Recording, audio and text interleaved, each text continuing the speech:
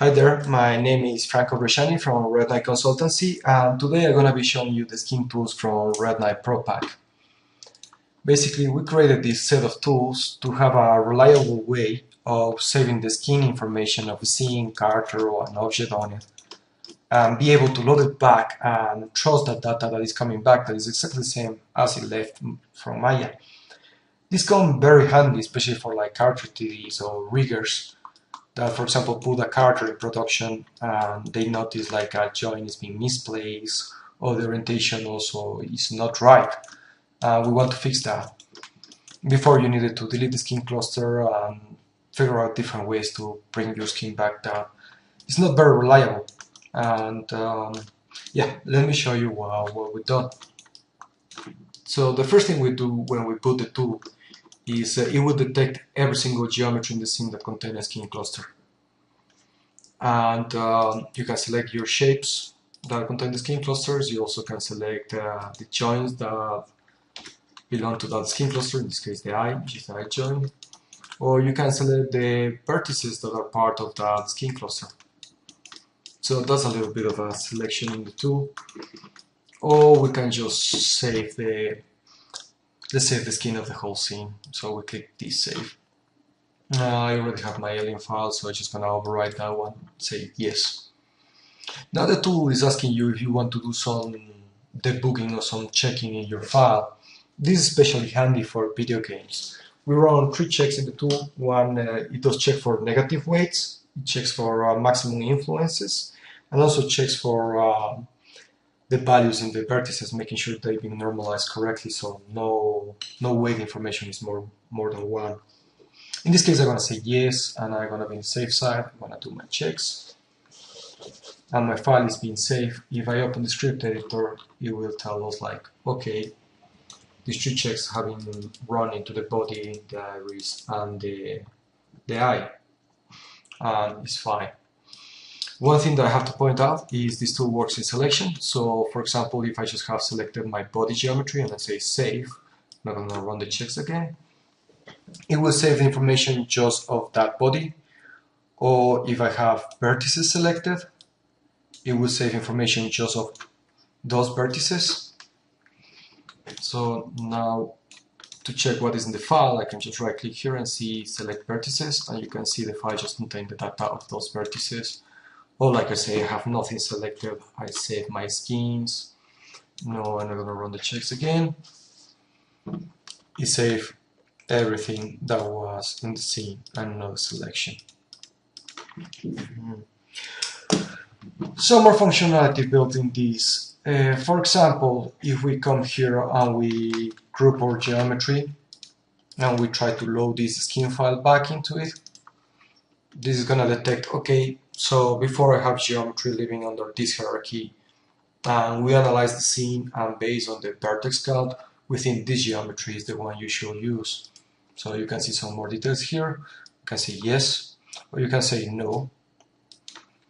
In this case, when we say no, basically what happened is we have a key on our file that is the name of the geometry, the full name, and it's not matching the scene, so we couldn't find the geometries that have been stored. If that happened and we couldn't detect it properly, you can also do a manual remapping. So in this case, for example, my iris, and I just remap my iris, or my eye, and I can remap my eye. Or we can go even farther. For example, if we rename this body to be, so we completely change the name of this file. So if I go and open that file, it's going to analyze, find the quantity of vertices that we have in this geometry. We find that geometry that is matching that vertex count in the scene. And it's going to say, look, in the file we have body shape, but now we found a shape that is called FFF that we think that matches. So we can say yes, yes, yes. And everything is being ready to load. So let me open the original file, save. Let's open our skin file, and everything is fine. So let's say I want to detach the skin from this character, and I'm gonna detach the body in this case. So I select my skin cluster, I say delete, I will have no longer skins from the body and the skeleton. So let's say I do the changes that I need to do, like repositioning my joints, changing the orientation, probably adding some more joints or removing some joints. And I want to reattach the skin into my character. So let's open the script editor to see what it does. And in this case, I'm just gonna load the body. I can load everything in the scene if I click here. So this is global, it's gonna load absolutely everything in the skin file. No need, we just need to load the body. I'm gonna load it. And there you go. So at this point, what we're doing is we're creating the skin cluster, attaching the joints to the skin cluster, and also is doing a vertex per vertex check, making sure that the values that are in the file are exactly the same values as they are in Maya. And it comes out with this message, weights load okay in body shape. You can see it here also. And we can trust that the skin is exactly the same as it was before. Load. We have done some extra functionality in this tool as well. For example, we can remap joints, or better put, we can remap weights from one joint to another. Let's go back to the example, like we're working for a video game, and we want to create an LOD from this character that has no fingers. So what I can do is, let's rotate this hierarchy, let's rotate these joints. I'm gonna remap my left pinky joints to my left wrist. Left wrist. So in this case, I'm gonna remap the pinky C to my wrist joint, and I'm gonna say remap. And what this is gonna do is gonna transfer the weights from this section, the pinky C, into my wrist joint. You can see now the pinky has no influence on it, and everything is being driven by the wrist. But I can do it also in multi-selection, so I can transfer A and B as well into the wrist and say remap. Then it's going to transfer all the vertices information from these joints into the wrist. Done. So now is no influence from the finger, it's just influence from the wrist.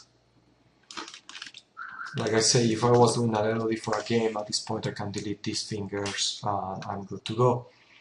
But let's say that's not the case, I just want to load back those vertex data.